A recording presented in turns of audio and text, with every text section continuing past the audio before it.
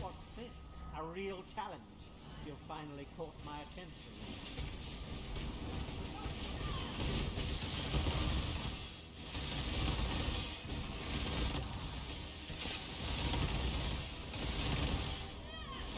All lives are meaningless!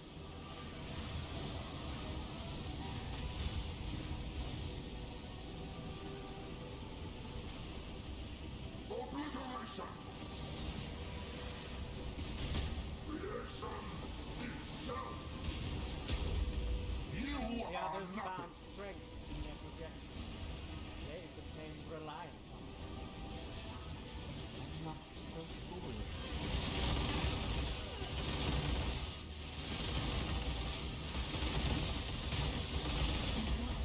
This city is nothing!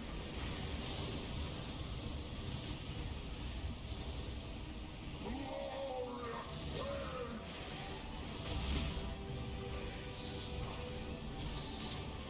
Rain of stars!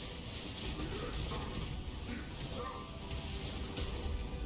Why resist? Life interesting enough to warrant all this pain.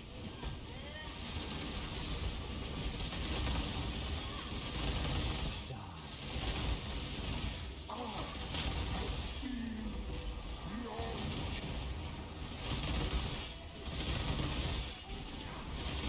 Watch beauty crumble.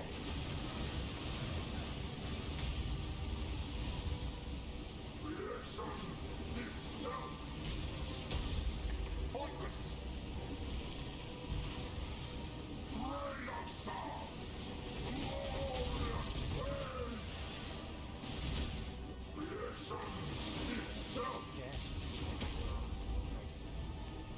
I am.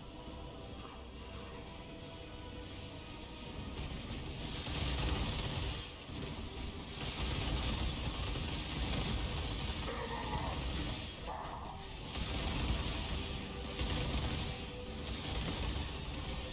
You belong for Non-existence.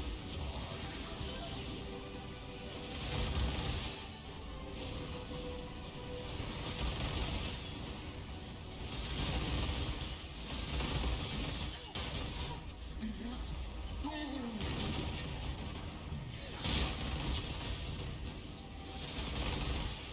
Everlasting fire.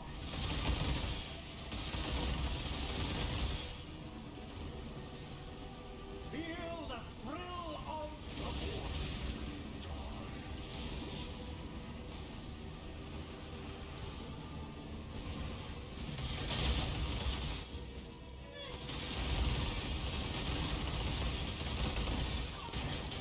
Is doomed. Everlasting fire.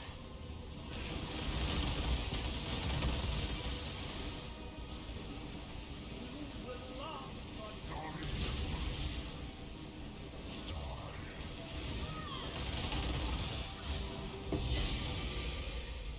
I felt something. Greetings, everyone. This is Redora, and I wanted to talk about this Pathfinder that I've been trying to get into a redeemable state. So, to quickly recap, this character was meant to be an Impending Doom Pathfinder at first because I got Vixens Entrapment and I wanted to try out the build. And things just did not go the way that I had hoped. It got really annoying to fine-tune the build, and I just didn't want to keep dumping resources, into the character to try and get it into an acceptable state. So eventually I scrapped the idea, and ever since then I've been kind of on the hunt for something else that I can do with the character. Like, I don't even want to know how many orbs of regret I put into this character's build to try and get it to feel right. It's definitely well over 100. I wouldn't be surprised if it's close to or over 200. It was bad. But in any case, I came across Lily's video for Poison Blade Blast Pathfinder a while back, and I was very intrigued by the build and decided to give it a shot. So thank you very much to Lily for the POV and build guide that I've been using to try and put this character together. It's been very helpful. There will be a link in the description for it as well. And very appropriate name for the series of videos as well, which is No BS Builds. I really like that. And it's kind of exactly what I was looking for too. I was hoping that I could get something a little bit easier to put together, that didn't have so many moving parts to it to feel right. And yeah, I like what I'm seeing so far with this build, and I'm gonna keep going with it. So one more thing I should mention, I am not used to playing a 2-button playstyle at all. This is something completely new for me. I had a period of time where I played Detonate Dead, but that was only for a few days until I switched the build back to Fire Trap. And yeah, I'm pretty clumsy with the 2-button playstyle, as you may or may not have noticed from the gameplay segments, so go easy on me in that regard. But with some practice, I think I'll get there. And I don't mind the 2-button playstyle at all, honestly. It's really not a problem for me.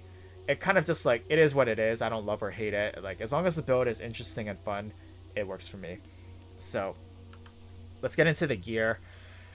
Gear is pretty janky and very much so a work in progress, but even with that being the case, I was really surprised to see that this character can actually perform pretty well against Guardians and Pinnacle bosses. So once things get ironed out, it's just gonna get better, and I'm looking forward to seeing how things develop once the gear's in a better state. So first thing I want to mention is Asenath's Gentle Touch. This was a very problematic thing for me because I didn't have these gloves for quite some time. I consider tier 3 uniques to be realistically obtainable in solo self-found, but that's going to come down to your luck and how much you play the game as for when they're going to show up. So this one took a while. I only got it this past weekend or so. I tried to see if I could do the build without these gloves, and it just doesn't work. Or it can work, but it feels like shit. It's gonna be a lot weaker without these gloves. Just get them. So, and I was kind of just holding out until I could get Asenath's Gentle Touch, and I finally got them. So ever since that happened, I've been putting more time into trying to get this character's build together. And yeah, the gloves made a huge difference. It felt way better to play once I got them. Okay, next. Why am I not using a wand? Well, the wand I had before this was dog shit. And I haven't been able to hit +1 to all skill gems on a pagan wand. I've been trying to ult spam, and it hasn't been going well. So what I've been using as a substitute is Cold Iron Point, which has actually been doing pretty well, I would say. It would still be better to get the +2 wand, and I do wish I had the cast speed from the pagan wand implicit. But until that happens, I'm using Cold Iron Point. It's been doing fine, at least for the time being. So until I can get a better wand, I'll still keep using that. This was kind of just a throwaway helm that I used. It had Fractured Life on it, so I just crafted on it, and it turned out okay. So I might try to get something better, but for now it's been doing well. I'm hoping I can get a helm enchant. Obviously the AoE increase for Blade Blast would be ideal, but anything I can get that would be useful, I'll take. Okay, next thing I should talk about. So in order to run all the auras that this build calls for, you need an Enlightened Gem. Otherwise, you are just not going to have enough mana reservation efficiency to run everything. So, because I don't have an Enlightened Gem, I had to kind of see if there was something else I could do to make it work. So I looked in my quad tab, and I had a suppression shield with Shaper Influence on it, and I tried to roll it to see if I could get the mana reservation efficiency suffix.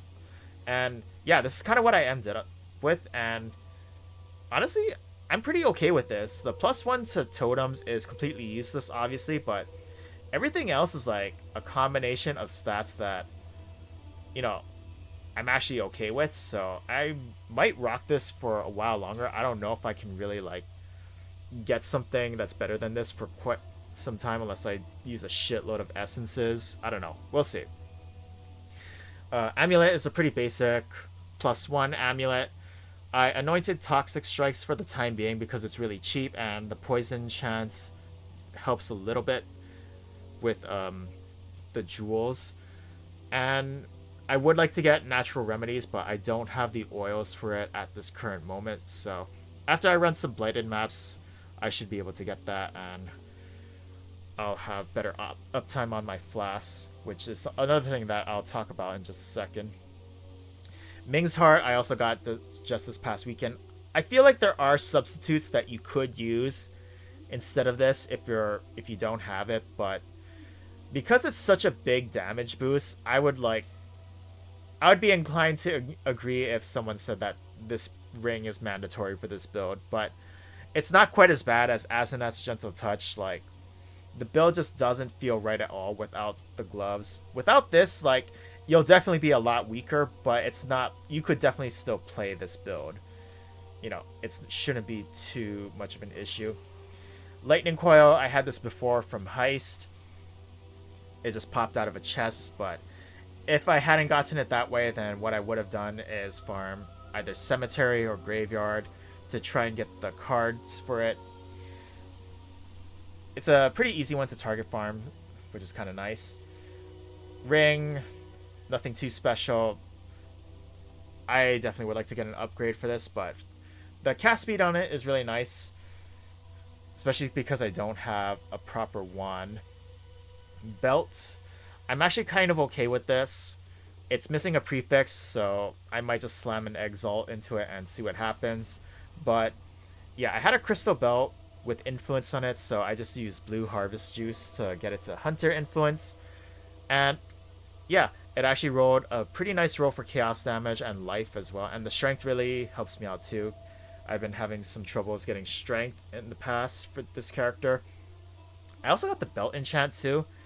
I happened to get it from running Improved Offerings of the Goddess a while back, so that extra 6% minus chaos res is kind of nice.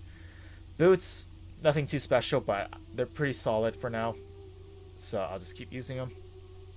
Okay, next thing I have to talk about is the flasks. So the flasks are not in the best state.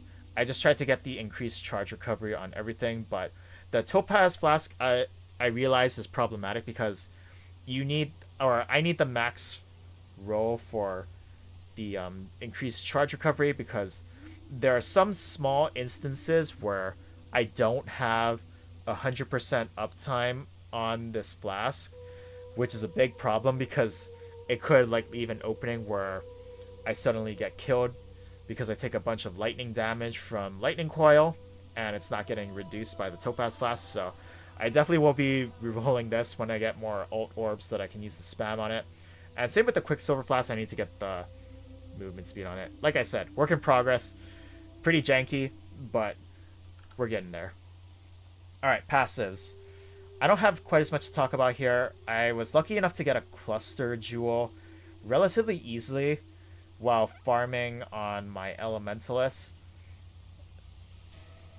And I got the notables that I wanted for this build pretty quickly too. I didn't have to roll them too much, so I was lucky in that regard.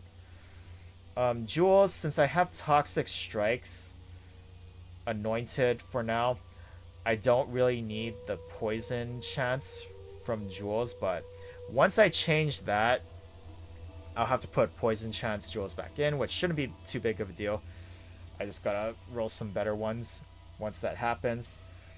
I am using a Watcher's Eye as well. It's not that great, but I've just been using it for the physical to elemental conversion, which has been kind of nice for purity. If only that had been the damage over time multiplier one for malevolence, that would have been amazing, but oh well, that's just all I got for now. So yeah, I don't really have too much else to say for this character, but yeah, things have definitely started turning around. This character was in limbo for quite some time, and I really wasn't sure if I would be able to get her up and running anytime soon, but yeah, I've started putting some work in, and I like what I see so far, so hopefully within the next coming weeks or so, this character will be in a much better state, and I may even do some Ubers and see how the character does later on as well. I'll most likely be done streaming Path of Exile after this week. I've kind of had my fill for the league, but I will be working on this Pathfinder as like kind of a side project so that I can still do some content for Path of Exile as well. But yeah, I'm glad that I finally got to do something with this character. I would have felt really bad if like it got to the end of the league and her build was still in shambles. So good to see that I can finally redeem this Pathfinder. So that's it from me. Thank you very much if you've been watching this video. If you like this video or any of my other content, please consider subscribing or visiting me on Twitch. It would help me out a lot. Thank you, and have a good one.